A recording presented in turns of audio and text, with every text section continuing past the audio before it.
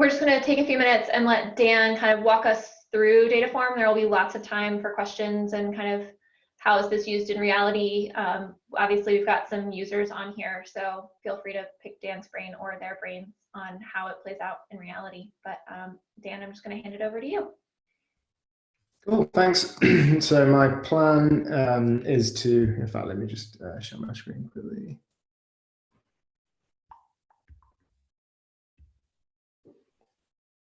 Can you see my slides?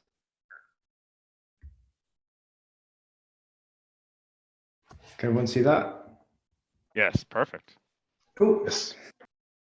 So yeah, my plan is to spend maybe a little bit less than 10 minutes giving you a few slides that kind of introduce Dataform. I'm aware that the locally optimistic crowd is a relatively woke crowd when it comes to data modeling, and so I'm going to go relatively high level. If someone wants like a more detailed run through, I'm more than happy to do that kind of offline, or obviously just like interrupt with questions.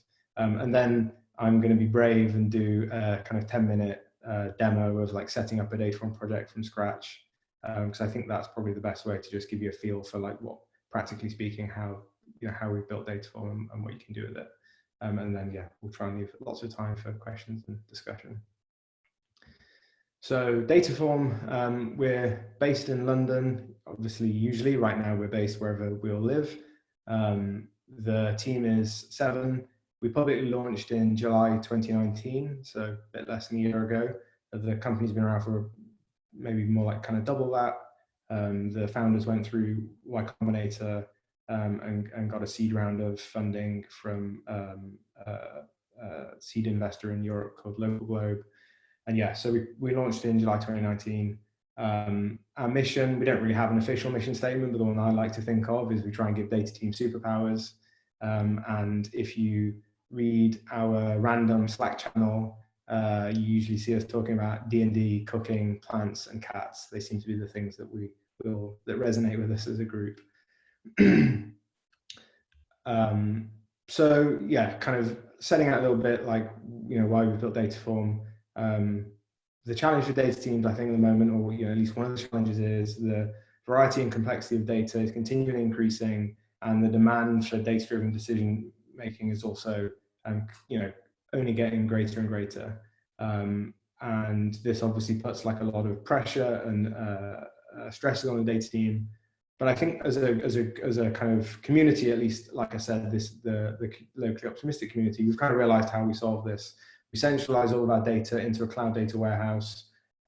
We start building a single source of truth data modeling layer to map all of that raw data into something more meaningful for our business. And then we've got a bunch of prepared data sets that we can actually then use for kind of downstream things like analytics, data science, other data products that we want to use. One of the things that we observed at Dataform a couple of years ago when we started out was most of the data modeling tools that were around weren't really fit for purpose, in our opinion.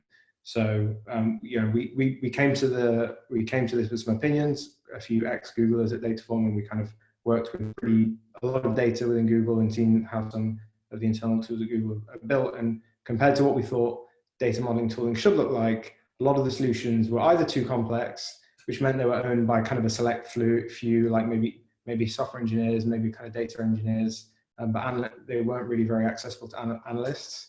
And the end result here is typically the analytics kind of get slowed down. You've got these like request loops you need to go through every time the modeling layer needs to be updated. Analysts need to create some tickets, data engineers prioritize them. It's kind of a bit of backward and forward.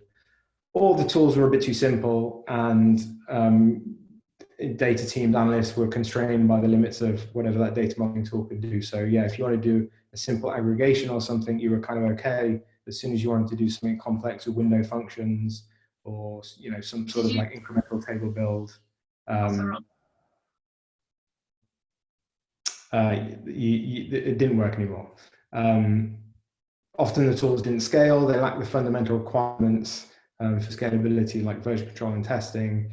And I think, like, for me, the thing that was most painful was like the developer's experience was terrible. Like the tools didn't seem built for analysts. They were either built for like engineers who were comfortable spinning up infrastructure, like creating their own virtual machines, or they were really not built for modeling at all. It was just like an afterthought plugged onto a BI tool. And this is something that analysts were expected to work with kind of day in, day out. So Dataform, we believe, lots of things on top of this, but a few things that I think are important that we believe about data modeling. The data modeling platform should be accessible to the entire data team, but really built with analysts in mind. Like a huge amount of the data modeling work that gets done are by kind of frontline analysts who are working with the business day in, day out. They're the ones that understand kind of the business context and the best place to translate that business context back into the data modeling layer. We believe it should be SQL based. Cloud data warehouses are incredible nowadays, and SQL is a language that's been used for data modeling for 40 years. We don't see that changing anytime soon, and we believe data modeling should be done with SQL. We believe that it should be built for scale. So like data modeling now is really just like owning a code base. The complexity of what data teams are building is really not that much different than software engineering. And so treating these things as a code base that needs to scale is super important. And then finally, we believe it should be, data modeling products should be delightful to use. So we've built two things at Dataform. There's an open source framework called Dataform Core. This is really about allowing you to build complex data pipelines with SQL. Like I said, this is open source. You develop with a language that we call SQLX. Primarily, this is SQL. We then compile that into a transformation pipeline, kind of a DAG, which you can then run in your warehouse to create data sets, documentation, and run tests and ensure you've got high quality data. But as our CTO likes to say, an open source framework is no good if you don't have an IDE to actually use that framework with. And so we've also developed Dataform Web, a fully featured web-based IDE for developing, deploying, and monitoring Dataform projects. So you'll see a bit more of this in a few minutes when I do kind of a demo, but this is really the place where we spent most of our time. Like the developer experience for us is the most important part of what we do. And hopefully when you see the product that we're going to walk you through, you'll see that we've kind of really put a lot of focus into this. So some examples.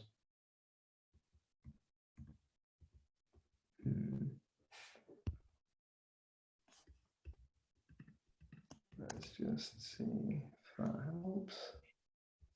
Some examples of things that we have within the Dataform Web, native Git integration. So we definitely want version control at the heart of Dataform, but we also recognize that analysts aren't necessarily super comfortable with Git. And so we've built a really easy and intuitive interface for version controlling your Dataform code. Another thing that we think is really important is kind of real-time. Analysts are typically working under kind of relatively short time constraints. They might get a request that needs them to give answers to the business by the end of the day, if not by the end of the hour. And so giving real-time feedback as you're developing your Dataform project with like instant query validation, instant kind of graph compilation to tell you, or you've referenced something that doesn't exist, like I think you've done something wrong here, or you've created a circular dependency, you need to kind of think about what you've done. So all of that's kind of happening in real time within the Web IDE. And we also have a fully featured text editor. So unfortunately, analysts haven't been used to using like delightful text editors. Typically, we've been given kind of, I don't know, no one's really put much thought into it, but we bring some of the things you'd be used to with Visual Studio, like multi-line select or kind of automated, what do I want to say? Auto completion for references, which I'll talk about a little bit more, all into the web page. Oh my God, didn't know respect that. Hello. So the result, you've got a cloud data warehouse with Dataform and your kind of Git provider of choice. And we believe that this the end result is productive, high impact, and happy data teams. So yeah, just kind of a selection of some of our customers. We have so that from Outshine, marketing analytics and attribution agency in Canada. Curology are a direct-to-consumer beauty and skincare brand in San Francisco. Echo are a online pharmacy based in the UK who are currently extremely busy. and Live Up are a food delivery company in Brazil who are also currently very busy delivering food to everyone. Cool, so yeah, I think we've already kind of discussed DBT a little bit. The obvious question is like, how does Dataform compare to DBT? And so, yeah, the answer there is definitely the two products that are both aimed at solving a very similar problem, like managing a data modeling layer. At this point, I think it's worth maybe giving a bit of a brief history on Dataform. So when Dataform first appeared 2 years ago, DBT was just a kind of, well, sorry, not just, it was a Python framework, open source, with no web-based interface. The developer experience was the thing we cared about a lot. We found DBT, thought it was great, so we built Dataform as essentially a web-based interface for managing, developing, deploying DBT projects. Within a few months, we realized that we weren't able to deliver the experience we wanted on top of a framework owned by someone else. There are kind of some reasons for that, being like, you know, we had design decisions we wanted to make that didn't necessarily meet with the DBT teams. Another kind of key thing here was we wanted this web interface to be super snappy, and we weren't able to get that performance from the Python framework. And so about a year and a half ago now, we kind of split off from DBT. We developed our own kind of open source framework for building the pipelines. And from that point on, kind of 18 months ago, Dataform and DBT have been on like a different track. And so, yeah, you know, they're different products trying to do a very similar thing. Of course, like, that means there are lots of ways in which we're different, but a couple of the key ones that I think like particularly make us stand apart would be Dataform is built on top of JavaScript as opposed to Python.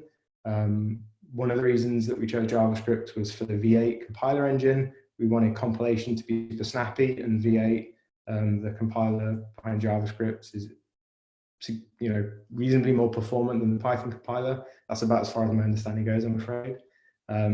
The model configuration in Dataform is generally all done within one configuration file. We don't have much configuration done outside of those, so kind of no YAML.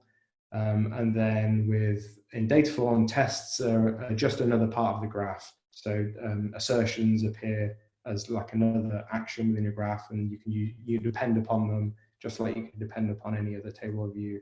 And so there's no kind of separate testing run for Dataform. You just kind of run your graph, and if there are tests in your graph, then they'll be picked up and run as part of that. Cool. So let's do a bit of a live demo, and let's hope this goes well. This is going to be kind of a relatively toy example of setting up a project that takes some BigQuery spend data, which is a data set within BigQuery, turns it into like a pretty simple reporting table of daily user spend, and run some assertions. So first of all, we're going to transform the raw data table into a slightly easier to consume format. I'm actually going to use a package for that. Then I'm going to write a query that creates a daily user spend table, the kind of thing you could imagine using in a BI reporting tool. Write some assertions to make sure that the data meets some expectations that we would have of it, and then actually just write kind of a custom alert that triggers if like BigQuery spend increases by some unexpected amount, and then we can get notified in Slack. Cool. So I'm going to keep going, but yeah, interrupt if you have any questions at this point. So can you still see my screen? Yep. Yes. Nice. Okay, cool. So this is Dataform. I'm going to create a project here. Demo. While this is starting, so the first couple of things we need to do to make a Dataform project useful are obviously connected to a database, and I'll also connect it to GitHub. You don't have to connect to GitHub or GitLab. We can kind of host the Git repo on our own servers, but most teams do this, and I imagine it's kind of what we recommend. So let's, one sec. So let's configure. It's running a bit slow, I guess probably because I'm on a video call. So let's configure the data warehouse. I'm going to connect to BigQuery for this one. This is our BigQuery project ID. to connect to BigQuery, use a JSON config thingy, which makes it nice and neat, nice and quick to do. Cool. So I'm going to test that. And yep, that's valid. So now I've connected to a database. We store that value, the database that you're using within dataform.json, which is some kind of high-level configuration. And so let's actually commit that code to production. So this is kind of committing using Git. I kind of create the commit and then push to master. So at the moment, that's kind of hosting the repo locally, but let's actually connect to GitHub. Connecting to GitHub, I can do the settings here. So cool, yeah, let's merge to a Git provider. My user's already kind of validated, so I can skip that step. And I created this empty Git repo earlier, so we can connect that up. As you can see at the moment, this Git repo's empty, but what's happened in the background there is Dataform's kind of connected. So if I refresh this, we should see it's now initialized with some of the files you need to meaningfully do anything within Dataform. So we're kind of ready to go now from a Git connection perspective. And then if I wanted to invite other people to the project, I can do that here by adding the email address. Cool. So at the moment, the data catalog is empty. There's nothing in the Dataform project.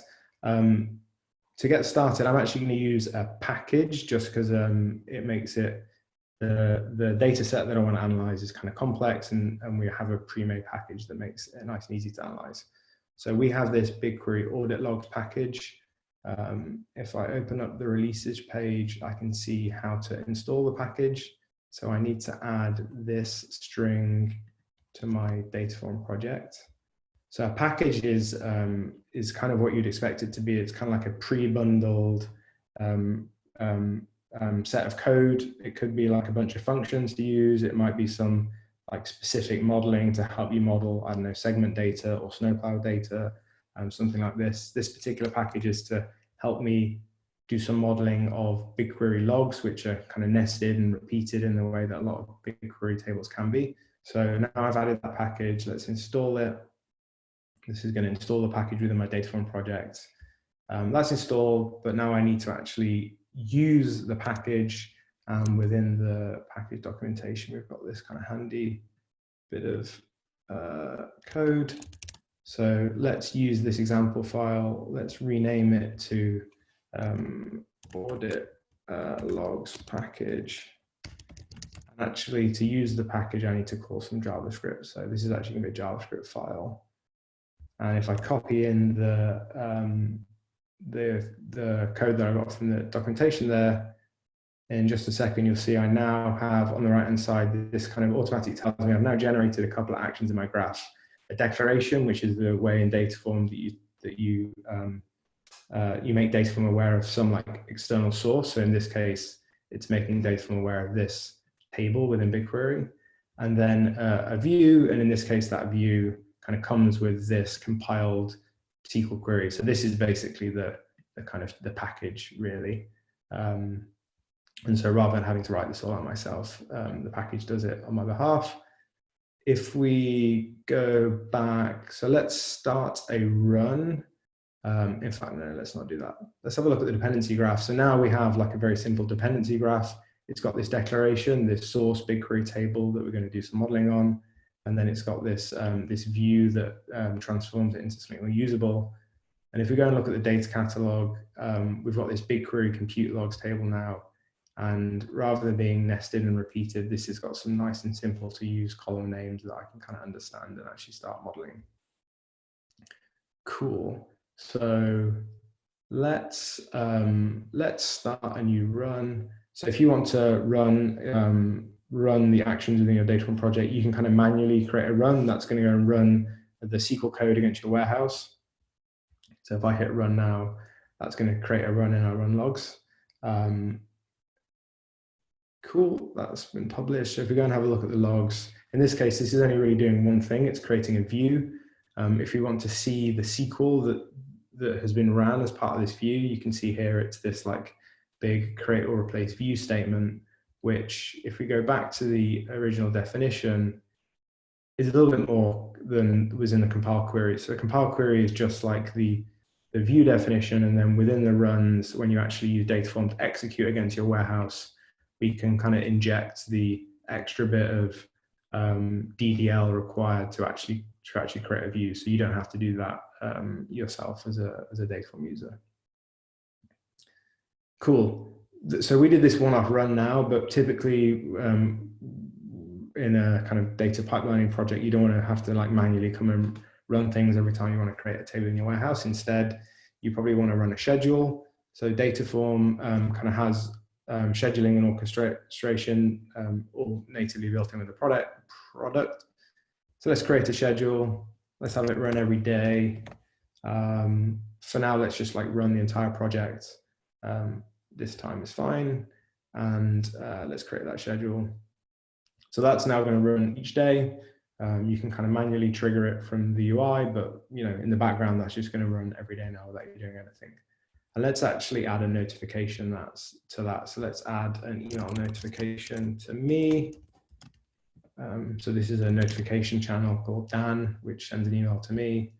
And then I can go to that schedule and add that notification channel called Dan. And let's just have it notify me if there's a failure. So in the background, all of this stuff is preparing a big commit for me. So you can kind of see that I've called the package, I've deleted example one, the package.json has been updated, and I've changed the schedule. So let's kind of commit that code.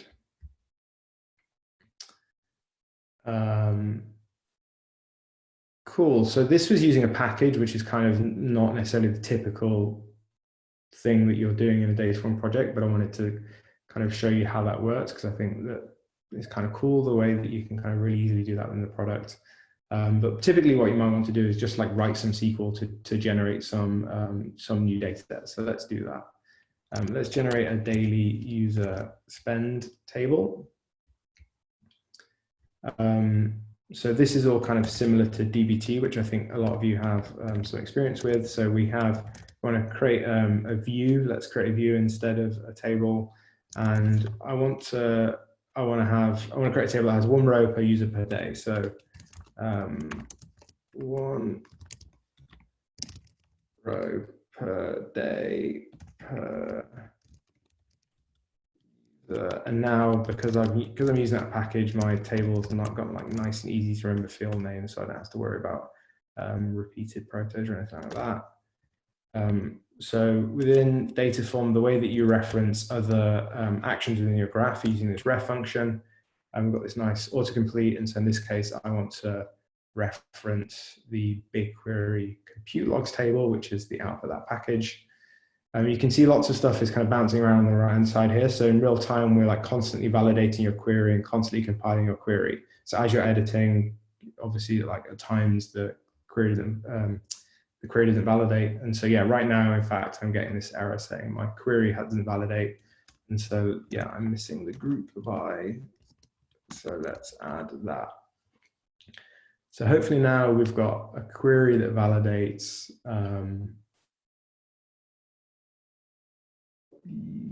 Yes, cool. This is the compile query. So this is where you can see like the actual SQL we're going to start sending to your warehouse. And so the ref converts back into the actual table name, but we also get a dependency added to the graph. And so if we go and have a look at the dependency graph, we've now got this extra action, which is dependent on BigQuery compute logs. So when our schedule runs, we're going to first run this, and then when that's updated, we'll run the daily user spend action. Cool, so we've added that model, but let's add some tests. So the way that tests work in Dataform, we call them assertions. You can write ad hoc kind of manual assertions, or you can create assertions within the config. So in this case, I just want to add a couple of pretty simple ones. So I'm going to do them directly within the config block here. So I want to add one uniqueness test. In this case, this table should clearly be unique by date and principal email. So let's write that test. And you can see on the right-hand side here, we've generated from this another action. So this is an assertion, which is a test, kind of a post hoc test of your data. You can see the query that we've generated for this assertion, if you like. And if we go to the dependency graph, you can see, if we include the assertions, that we've added this test on after the daily user spend action. Let's add one more test as well. The other kind of obvious one that I can think we might want to add is a row condition that cost USD should never be less than 0. So that's going to add another assertion for us. Again, you can see the kind of the actual query they're going to run, and these queries basically will be run against your warehouse, and if we get any results, then that kind of is a failure. So in this case, if there are any rows in your data where cost USD is not greater than or equal to 0, your assertion fails, we're going to notify you. In this case, we would notify that email that I added to the schedule.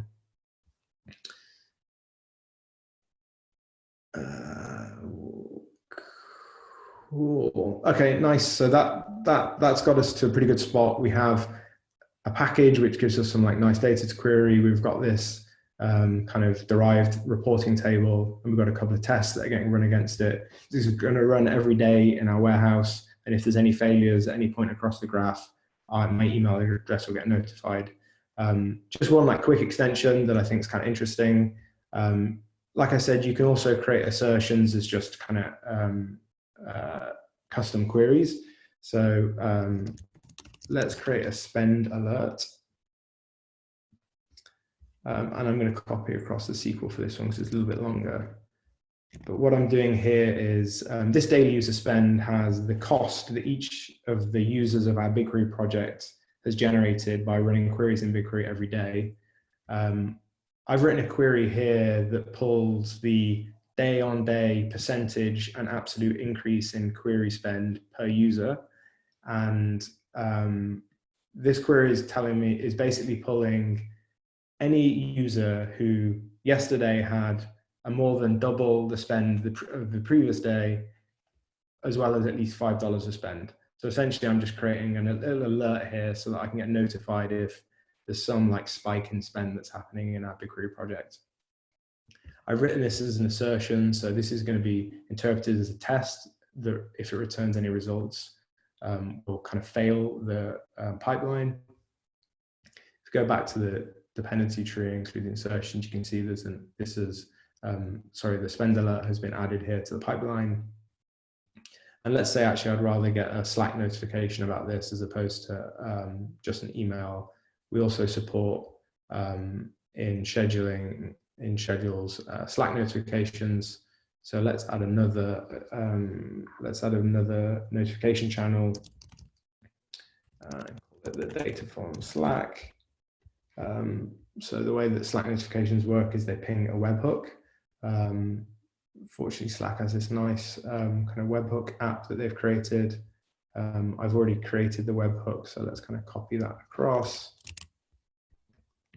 And now this notification channel is basically, if it's ever called, we're going to ping that webhook, which is then going to fire a message into Slack. And then again, like if I want to add that notification channel to my schedule, I can do that. Again, I only want failures sent to the Slack channel. Something that's kind of cool about the notification channels is really all we're doing there is just firing a webhook. So anything that you could possibly want to, anything that can be done by calling a webhook can be easily hooked into a Dataform schedule. So if you wanted to fire a cloud function on schedule success or schedule failure or a Lambda function, it's relatively easy to do within Dataform. You just add an extra notification channel, add the webhook URL, and then set that up on either success or failure in your graph. Cool, so we're now finished. Let's just give that schedule one last run.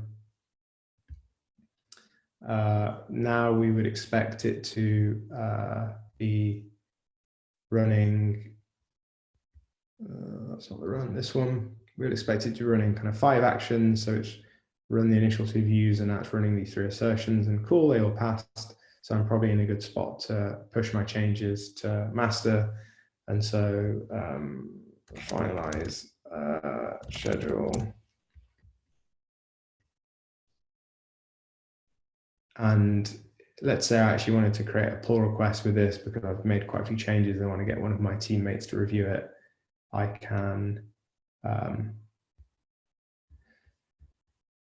can choose to push to a remote branch, and I'll then have a prompt to create a pull request within GitHub.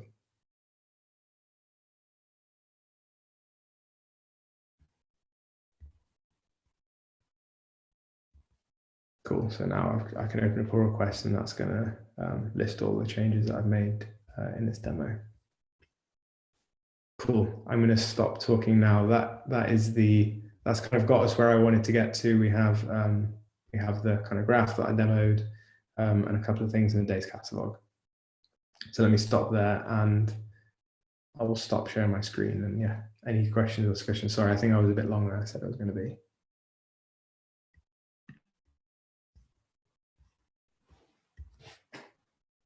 Yeah, thanks for the presentation. Very, really interesting product.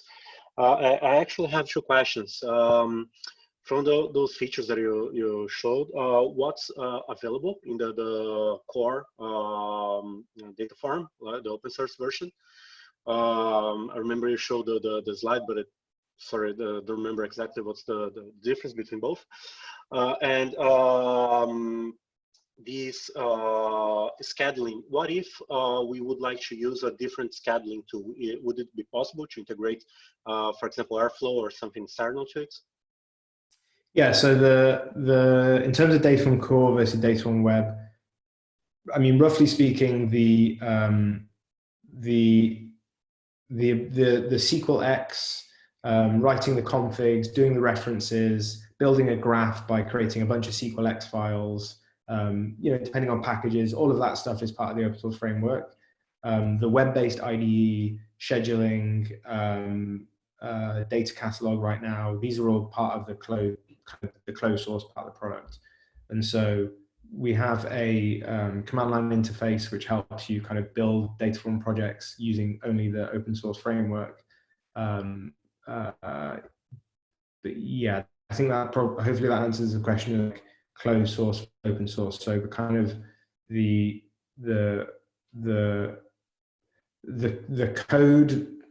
I mean, one way to answer it is like when I open that package.json file, one of the things we depended upon was actually Dataform. That was us using the web front end to depend on the open source framework. But yeah, kind of all of the web-based editing stuff, that's kind of part of web.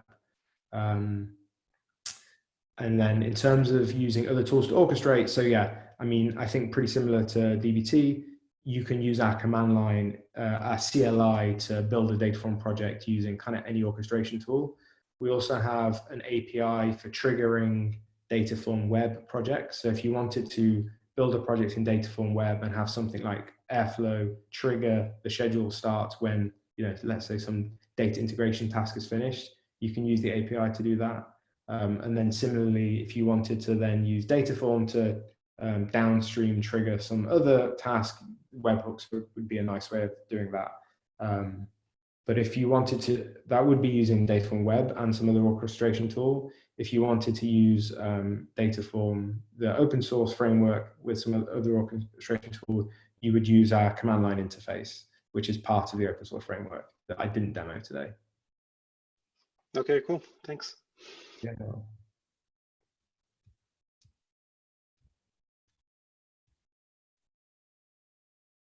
Any other questions or kind of, yeah, feedback, even like things that you like the look of, things you're kind of skeptical about? I'd love to hear some feedback from Sadat on kind of, yeah, roping you in, and just kind of what it's like to be a user, and just kind of talk through that a little bit. Yeah, sure. Thanks, Scott. So I'll explain to the group here why we settled on Dataform, even though I had worked at DBT in the past.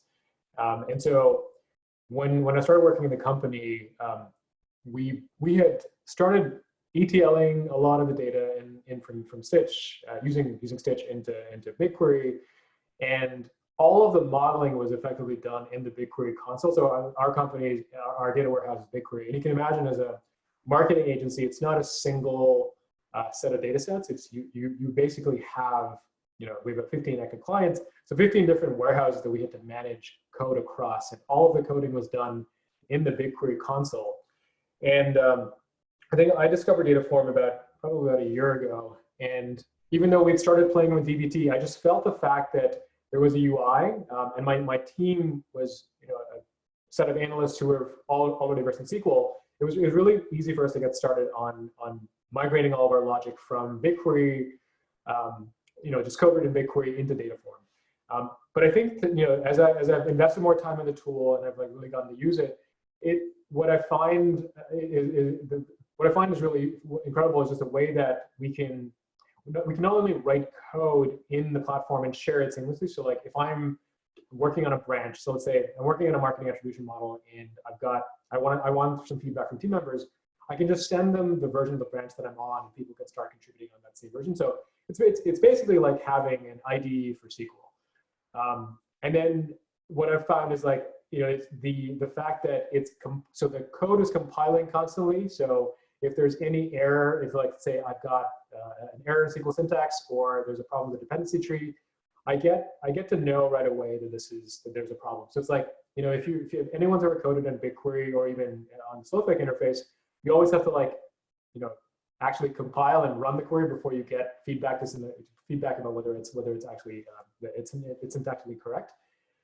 And I think the third thing that we've really had a chance to invest in is assertions. So again, there's a lot of this already in DBT, but the ability to write unit tests and integration tests on data has been super useful. So as an example, we're a marketing agency, so keeping track of spend is a really important thing. So like every single day we have, we're trying to understand, are we hitting our spend targets for all of our clients?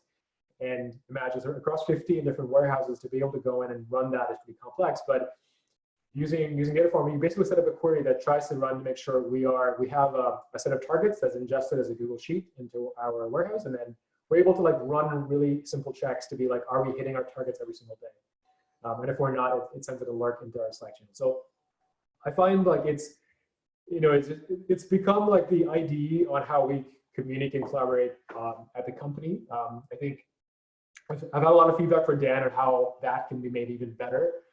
Some examples of so in past I was a pretty big Periscope user, and if anyone here has used Periscope, you know that they had launched the ability to do summary statistics on your data set. So when you run a query and you get results back, Periscope Periscope's not that sense, but it tells you that it tells you exactly like the mean, median, mode of every single one of your fields. So it's really useful way to get a snapshot of like what is the nature of my data set? Can I actually use this? Is it meeting the, does it have the right types of, does it have the fidelity data that I'm looking for?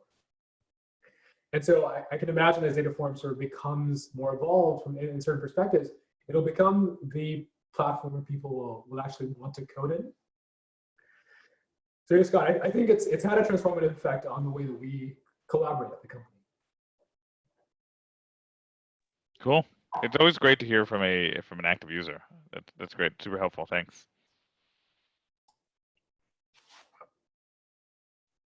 Yeah, so related to that, Matt, did you say that you actually migrated from DBT to Dataform?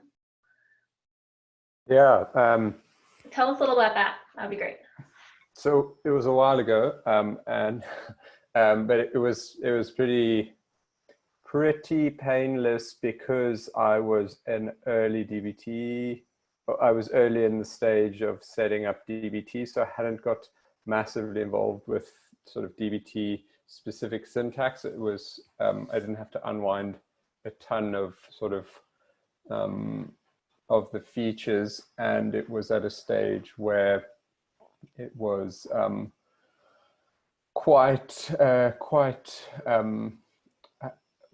where were we?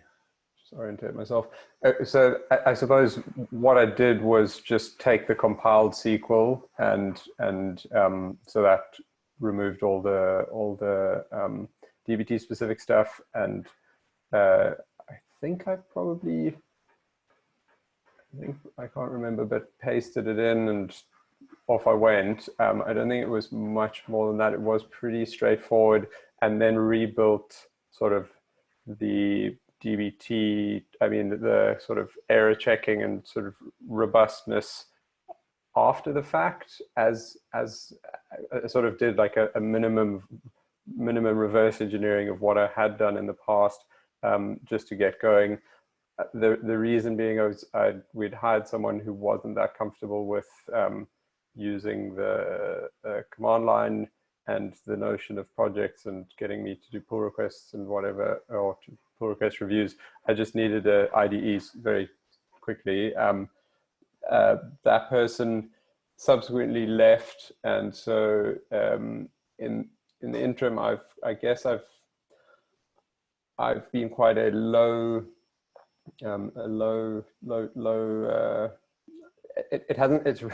It's really enabled me to I haven't felt the need to then hire someone to take back that workload. I've managed to just keep tabs on things and do the development myself, because they kind of, I inherited them and they weren't really a successful team member, so we just carried on without them.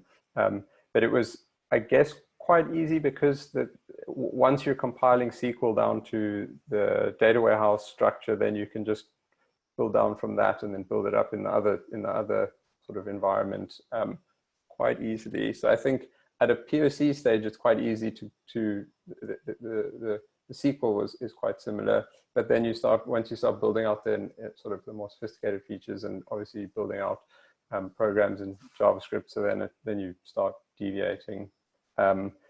But that was my experience. I mean, it was quite a while ago, and I think it was sort of very easy, so I didn't really look back once I started, and I can't really compare much beyond that, because I see now DBT's got an IDE. I haven't really looked at it.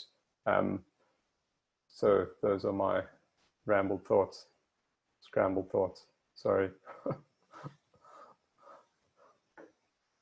No, that's happy good. to answer any questions.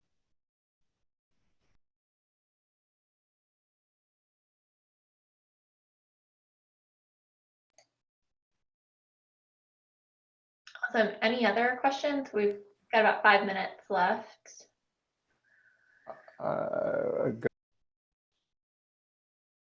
You go, Scott. Go for it. I wanted to ask Dan, obviously, spend management is a thing for BigQuery, and I suppose, how does that translate to Snowflake as a thing? We've discussed it a little bit. Is that something you can comment on, or should we take that conversation somewhere else? No, I think it's a good question. I think we expect that monitoring your warehouse spend will eventually be something that you can do really easy within Dataform as kind of like a first-class feature. Like what I just showed was obviously kind of using Dataform to create data sets that allow me to understand spend, as opposed to Dataform just having like a kind of spend management console or something. With BigQuery, it's incredibly easy to analyze spend, because it's just like, you know, bytes read equals spend, simple as that. You can break that down by data set, by user. It's all kind of super easy. With Snowflake, I know that's like quite significantly more complex. With Redshift, it's incredibly easy as compared. And so, but yeah, I think like one of the interesting developments where I see that potentially Dataform can help out here is, as materialized views become a little bit more commonplace, I think they actually obscure a little bit of what's going on in the background. Like suddenly warehouses are doing a bunch of things that you didn't actually ask them to do. And certainly I know the way that BigQuery is implemented materialized views, they're actually going to be doing a bunch of caching work in the background that they will charge you for. And hopefully they do a really good job of, you know, being smart about it, and overall you kind of save money. But I think Dataform for me, is a sensible place to kind of bubble up some of this stuff that's going on in the background on your warehouse and give you the visibility of like, these are the things that you're actively doing within your schedules on Dataform. Here's some of the stuff that your warehouse is actually doing on your behalf to do some sort of like optimized kind of caching using materialized views potentially. And here are some suggestions of how, like, what we think you can do to make some improvements. I mean, one of the things that we're working on there, which is kind of related to the question, is the concept of run caching. So we're currently got it out in beta. And so right now, if you run a Dataform schedule 2 times in a row, we're going to do exactly the same thing both times, pretty much.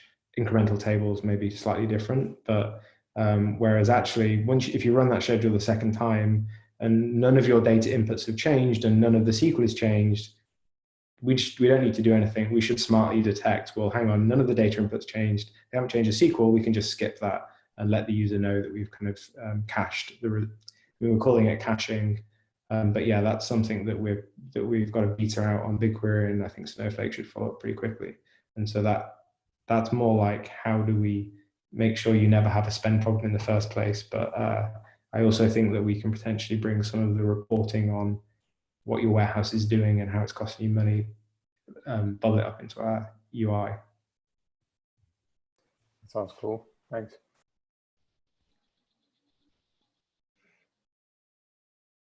Awesome.